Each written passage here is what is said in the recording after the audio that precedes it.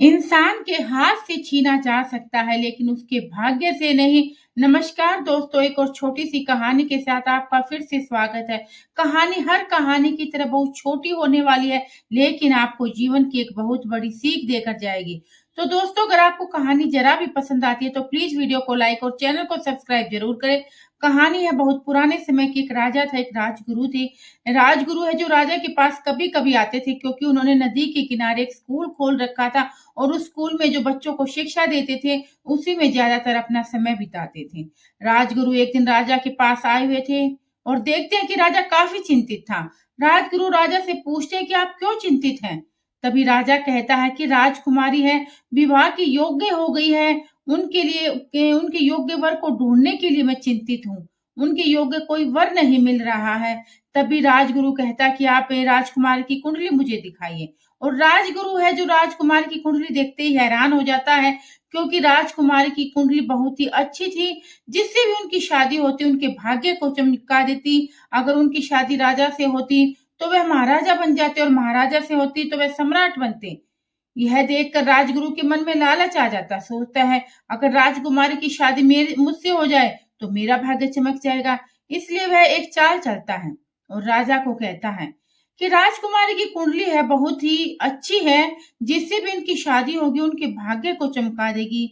लेकिन एक कारण है, अगर इनकी शादी आप किसी से सीधे करते हो तो इसका दोष लगेगा, इस कुंडली का विपरीत प्रभाव पड़ेगा। उसका भी कुल का वंश का नाश हो जाएगा और आपके कुल के वंश का भी नाश हो जाएगा। इसलिए इसकी शादी है जो सीधे नहीं करनी है। तो राजा सोचते हैं तो फिर कैसे इसकी शादी करें, कुछ तो आप सलाह दीजिए।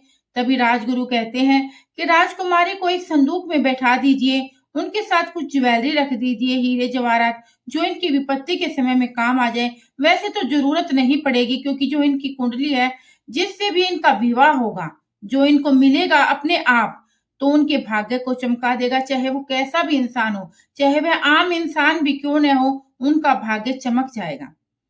अब राजा है जो सोचते हैं कि ये तो अच्छी बात है कि अगर राजकुमारी की शादी होने से उसका भाग्य भी उज्जवल हो जाएगा, लेकिन अगर मैं इसकी शादी करूंगा तो उसके भी कुल का वंश का नाश होगा, हमारे कुल का भी नाश हो जाएगा। तो जो राजगुरु कहते हैं वो ही करना उचित है। वह राजकुमारी को बुलाते हैं, उसे समझाते हैं और एक संदूक में बिठा देते हैं। साथ साथ में राजगुरु ये भी सलाह देते हैं कि जो स्कूल के पास वाली नदी है उसमें संदूक को प्रवाहित कर दीजिए। अब महाराज मान जाते हैं और राजगुरु के कहने पर राजकुमारी को एक संदूक में बैठा देते हैं, कुछ हीरे जवाहरात रख देते हैं और संदूक को उसी नदी में प्रवाहित कर देते हैं। राजगुरु बड़े खुश थे, दौड़े दौड़े वापस स्कूल जाते हैं और आज बच्चों को कहते हैं आज आप सबकी छुट्टी है, जाओ नदी के पास खेलो और वहां पर एक संदूक आएगी, उसे उठाकर यहाँ ले आना और मेरे कक्ष में रख देना। कक्ष में रखने के बाद है जो मेरे कक्ष के बाहर से कुंडी लगा देना, और चाहे मैं कितना ही क्यों न चिल्लाऊं, दरवाजे को मत खोलना। बच्चे खुश हो जाते हैं, छुट्टी हो जाती है, सोचते हैं आज तो खेलेंगे और वे नदी के पास चले जाते हैं। लेकिन कहते हैं कि जो भाग्य में लिखा होता है वही मिलता है। राजकुमारी के साथ भी कुछ ऐसा ही होता है। जब राजकुमारी नदी में बह की संदूक नदी में बह रही थी तो रास्ते में उसी जंगल में है जो एक दूसरे राज्य का जो राजकुमार शिकार करने के लिए आया था, वह उस नदी में हाथ पैर धो रहा था। देखता है कि एक संदूक आ रही है, वह सैनिकों को कहता है कि इस संदूक को उठाओ और देखो इसमें क्या है। वह संदूक को खोलता है, उसमें एक सुंदर सी राजकुमारी थी। तो देख कर कहता है अरे ये क्या, आप संदूक में क्यों हो।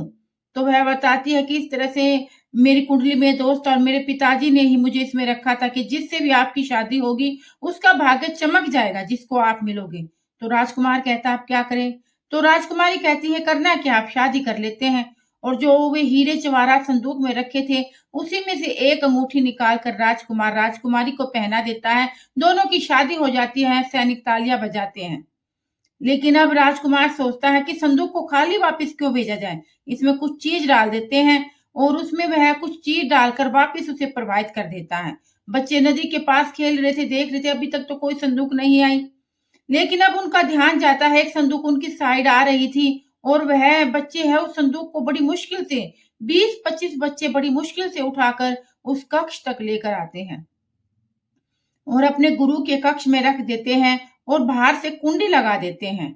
अब राजगुरु बड़ा खुश था कि संदूक मिल गई है, राजकुमारी से उसकी शादी होगी, उसका भाग्य चमक जाएगा। तो अब होता क्या है कि राजगुरु अपनी संदूक को खोलते हैं। जैसे ही संदूक को खोलते हैं तो उसमें से क्या निकलता है, उसमें से एक भालू निकलता है, जिंदा भालू, जिसका कि राजकुमार ने शिकार किया था और वह परेशान होने के कारण है जो राजगुरु पर हमला करना शुरू कर देता है।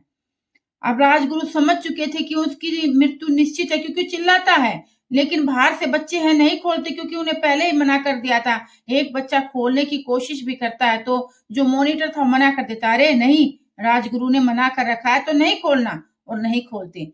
तब अब राजगुरु समझ चुके थे कि उनकी मृत्यु निश्चित है, तो एक ब्लैक बोर्ड पर लिखते हैं कि जिसके भाग्य में जो होता है उसे मिलकर रहता है, चाहे कितनी ही कोशिश क्यों न कर ले।